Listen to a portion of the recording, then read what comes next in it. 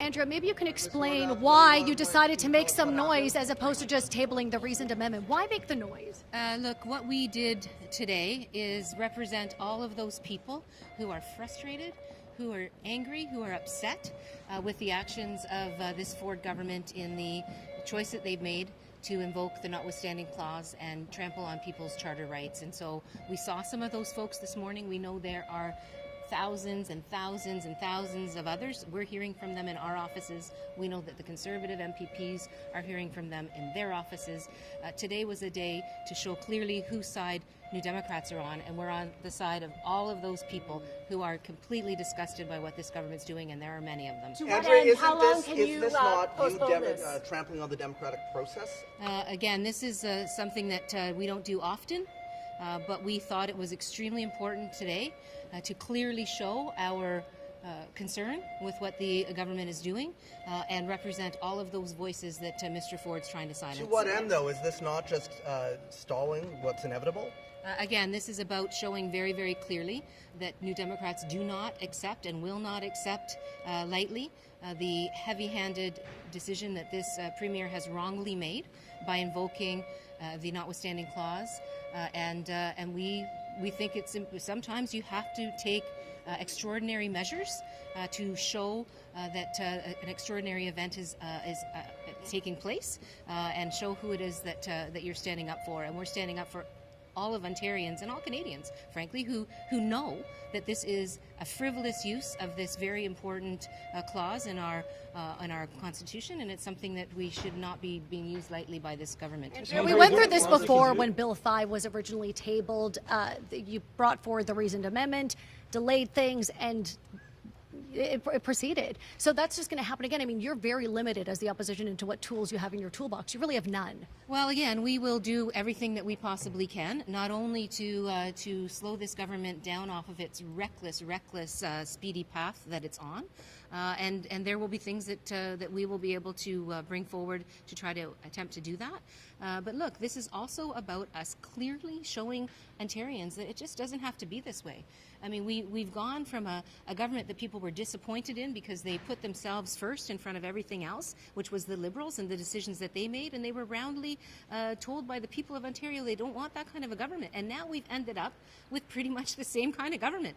Mr. Ford is putting his own interests and his own petty vendetta in front of the things that people really care about, like the gridlock in our hospitals, like the fact that our schools are falling apart, like the fact that we lost 80,000 jobs just last month, in the month of August. These are the things we should be focused on, not some petty, vindictive vendetta by the Premier of the province. We're sitting for 2 days this week, 2 days next week. Can you guys push this into October until it finally gets royal assent? Well, I mean, I think there's a number of items that are going to be upcoming.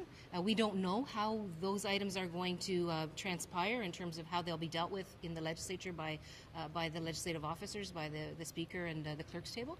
So we'll just have to wait and see what happens. But I can tell you we will do everything we can to push back against a Premier that's behaving in a way that is not in the best interests of our province or of our nation. Andrea, apparently the Premier clapped as you and your caucus were ejected. What do you make of it? He was clapping. Well, I mean, again, you can ask him what the point was that he was trying to make. I think the point that we were trying to make has been made, and that is that we stand shoulder to shoulder with Torontonians as well as people across the province who are frankly quite disgusted with the behavior of this Premier and this government. Even some well-known Conservatives are coming out and saying that this is the wrong thing to do, and that they're also very disappointed and upset with this Premier's behavior. Aren't the optics of this, though, when did you decide that this was sort of the tactic you were going to take, and why this specific thing did you do? This is the actual tabling of the odious move that the government was threatening that they were going to make. And so today they tabled the legislation. We, of course, are voting against it right now as we speak, as a matter of fact, because the vote's being taken now.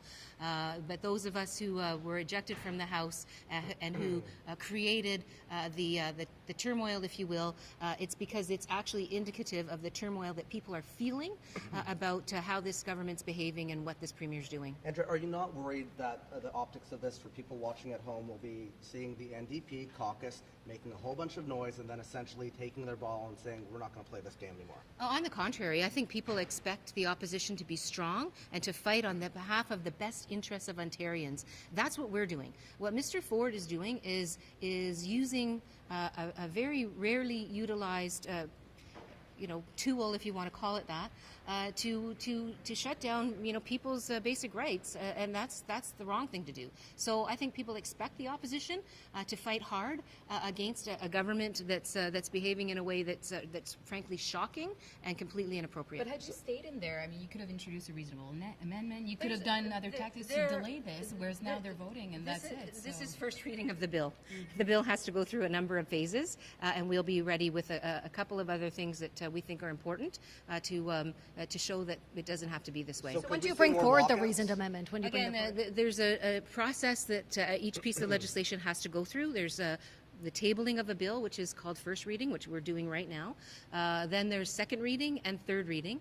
As you saw from Bill 5 itself, the government will probably bring forward, after a certain amount of time, a closure motion or an ending of the debate. All of these things will still transpire. So this is the very, very beginning of a bill that we're going to give a lot of attention to, and we're going to do everything we can to get this government off of this wrong-headed track. Former Premier Bill Davis said that this is not problems with my camera, I apologize. To what end did you disrupt the legislature today, and how long do you think you can postpone the inevitable? Well, again, we are doing everything we can to fight back against a government that's doing something that's completely inappropriate. We are hearing from many Ontarians who are angry, who are frustrated, and so what we've decided is that we are going to stand in solidarity with those folks to show this government that people are watching them and they're not happy. And again, that's what we've done today. As this bill goes through the legislature, other things will be arising, and we're going to take every opportunity that we have to get this train wreck dealt with. Last question, folks. Can I ask a question?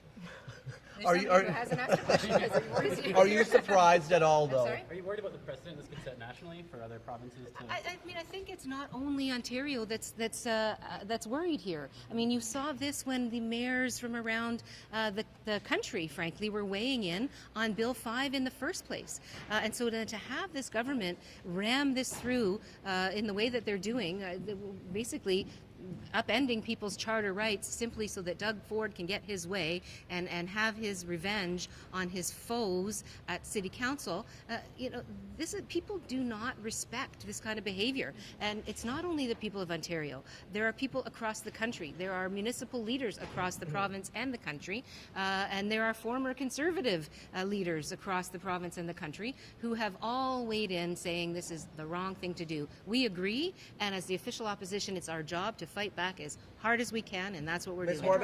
Horwath, former Premier Bill Davis, everyone else. The Premier keeps insisting. Former Premier Bill Davis said that he does not agree with this use of the notwithstanding clause. Are you surprised that no one in the PC caucus has stood up and spoken out? I think it's shameful that nobody in the PC caucus has spoken out, and that's why we took the tact that we did at question period today, is to try to get some of those cabinet ministers on the record and show the courage of their convictions. If that's what they have, if they have that conviction, then show us the courage of that conviction and defend it. But they didn't.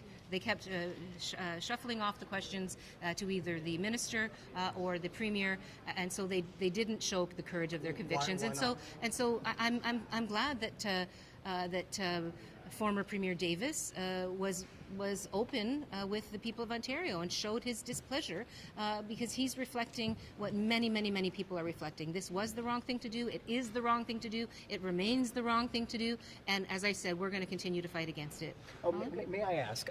The Premier keeps insisting that 2.5 million Ontarians voted for him, and they're doing this for them, the people who voted for them. What about the 14 million? What about the others who didn't vote for the government? He certainly got 40% of the vote. 60% of the people that even came out to vote did not vote for this premier. But let's not forget, he didn't speak once at all during that campaign about his intention to cut the City Council of Toronto down from 47 to 25. Didn't breathe a word of it, which is why we're in this mess in the first place. He was dishonest with the people of Toronto. He was dishonest with the people of Ontario. And now, in order to get his way, he's going, as far as he can possibly go in a kind of a fit of pique, if you will, to get his way, and that this is what the justice actually talked about in his ruling as well. That had there been a process, had there been a proper consultation, we wouldn't be here right now. But that's just not the way Doug Ford likes to do things, and so now we're not only here in Ontario but around the country dealing with the consequences, and they're not positive. Thanks so much, everyone. Okay, so. Well, we're going to do our best, and it'll be determined by how our initiatives get dealt with by the legislature. It's a free vote. Do you buy that it's a free vote? Do you think that the PC? Well, I wasn't in there to watch the vote, but I would suspect that vote was whipped, regardless of what the Premier says publicly. Okay, so we're going to move out of here because.